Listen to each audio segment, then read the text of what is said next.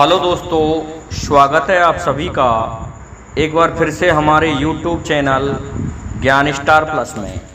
तो दोस्तों, आज हमने कमेंट चुना है श्रीमान जगदीश परिहार का। तो दोस्तों, श्रीमान जगदीश परिहार हमारे बहुत ही अच्छे कमेंटियर और सब्सक्राइबर हैं। इनका प्रश्न भी बहुत अच्छा है। इन्होंने पूछा है कि रुद्राक्ष की उत्पत्ति कहाँ से हुई और इसे कौन पहन सकता है और कौन नहीं पहन सकता। दोस्तों, बहुत प्यारा प्रश्न इन्होंने पूछा है, क्योंकि श्रावण मास चल रहा है और श्रावण मास में रुद्राक्ष और रुद्राक्ष के मालिक भगवान शिव, इनकी महिमा श्रावण मास में ही होती है। बहुत जल्दी प्रसन्न होने वाले भगवान शिव। तो दोस्तों, इस प्रश्न का उत्तर जानने से पहले यदि आप हमारे चैनल पर नए हैं तो आप सभी से मेरा निवेदन है कि आप हमारे चैनल को लाइक, शेयर और सब्सक्राइब ज़रूर कर दें। साथ ही बेल आइकन को भी प्रेस कर दें, जिससे कि आने वाले वीडियो का नोटिफिकेशन आपको मिलता रहे। दोस्तों, ये प्रसंग उस समय का है। एक बार भगवान शिव जगत कल्याण के लिए और तपस्या कर रहे थे। दोस्तों, इसी स्थान पर एक प्रश्न और भी उठता है, जो कि श्रोता मुझसे कहते हैं कि जब भगवान शिव तपस्या करते हैं तो इसका मतलब कोई भगवान और भी है जो ये उनका भजन करते हैं। हाँ, ये सत्य हो सकता है कि भगवान शिव से कोई और भी महाकाल हो सकता है, लेकिन सभी रूप भगवान के ही हैं और ये अपने आप में ही पार ब्रह्म हैं, पूर्ण हैं। तो दोस्तों, जब भगवान शिव तपस्या कर रहे थे तो तपस्या करते करते इनके ध्यान में थोड़ा विघ्न आ जाता है और इतनी भयंकर तपस्या की कि इनके नेत्रों से आंसू निकलने लग जाते हैं, क्योंकि इनका ध्यान डिग जाता है और किसी अप्रिय घटना की ओर चले जाते हैं। इस प्रकार से सोचने लगे कि इस जगत का कल्याण मैं किस प्रकार से करूं, क्योंकि ये तो दुखी संसार है। तो इस संसार के दुखों को हरने के लिए इनके नेत्रों से आंसू निकले। और जब कहते हैं कि भगवान की आंख में आंसू तो सारा संसार डूब जाएगा, लेकिन दोस्तों, वो आंसू हिमालय पर्वत पर ही गिरे, जहाँ ये बसते थे कैलाश पर्वत पर, और कैलाश पड़ता है नेपाल में। तो दोस्तों, इस प्रकार से उन आंसुओं से एक वृक्ष उत्पन्न होता है, जो कि रुद्राक्ष का वृक्ष होता है।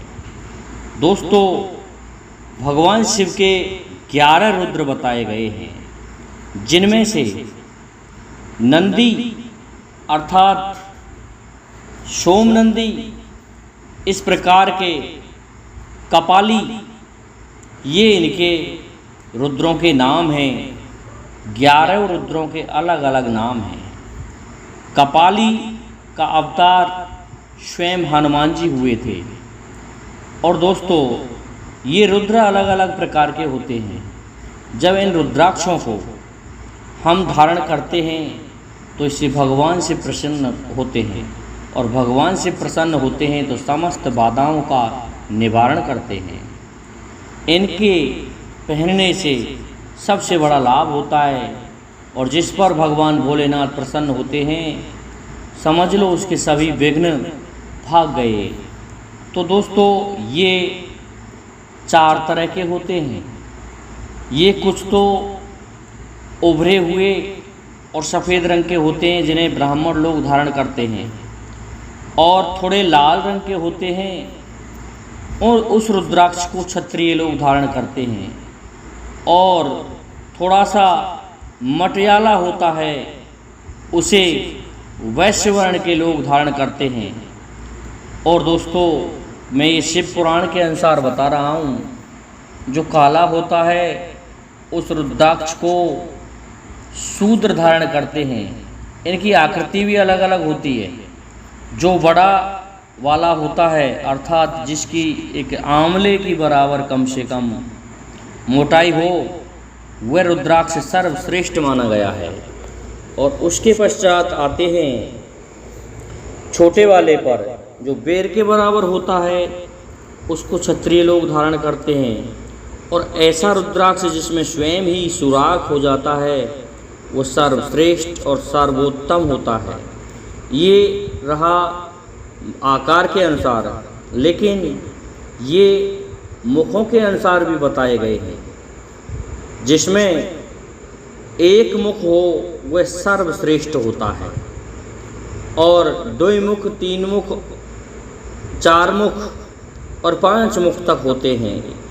कुछ एक रुद्र और भी ज़्यादा मुखों वाले होते हैं, लेकिन पहनने के लिए श्रेष्ठ जो रुद्र हैं, रुद्राक्ष हैं, वो एक मुखी और पंचमुखी रुद्राक्ष श्रेष्ठ माना जाता है। इनको पहनने वाले व्यक्ति पर कभी विघ्न नहीं आते, और आ भी जाते हैं तो भगवान शिव स्वयं ही उनके उन विघ्नों को दूर कर देते हैं। तो दोस्तों, मैं समझता हूँ श्रीमान जगदीश परिहार जी कौन पहन सकता है और कौन नहीं पहन सकता। जो भगवान शिव में आस्था रखते हैं, भक्त लोग हैं, वो तो पहनते भी हैं, लेकिन ऐसा कोई असाधारण व्यक्ति जो इनको सही ढंग से नहीं रख सकता, वो भी इन्हें पहने तो कोई बात नहीं है, क्योंकि इनके पहनने से कभी नुकसान नहीं होता। लेकिन खंडित रुद्राक्ष को पहनने से नुकसान हो सकता है, जिसके सभी जो उभार चिन्ह होते हैं वो हट जाते हैं, या कहीं से टूट रहा है और वो दिखाई नहीं दे रहा है, उसको पहनना गलत माना जाता है, अशुभ माना जाता है। लेकिन दोस्तों, रुद्र तो रुद्र है। यदि पता नहीं चल रहा है कि मेरा रुद्र टूट रहा है, फिर भी भगवान शिव तो उस रुद्राक्ष को अपना ही मानते हैं और अपने भक्तों पर कृपा बरसाते हैं। तो श्रीमान जगदीश परिहार जी, आपको आपके प्रश्न का उत्तर मिल गया होगा। इसलिए आप सभी से मेरा निवेदन है, मेरे श्रोताओं से निवेदन है, सब्सक्राइबर बंधुओं से निवेदन है कि हमारे इस वीडियो को लाइक, शेयर और सब्सक्राइब करें। साथ ही बेल आइकन को भी प्रेस कर दें, जिससे कि आने वाले वीडियो का नोटिफिकेशन आपको मिलता रहे। दोस्तों, जय हिंद, जय भारत, जय जय श्री राधे, जय जय श्री राम।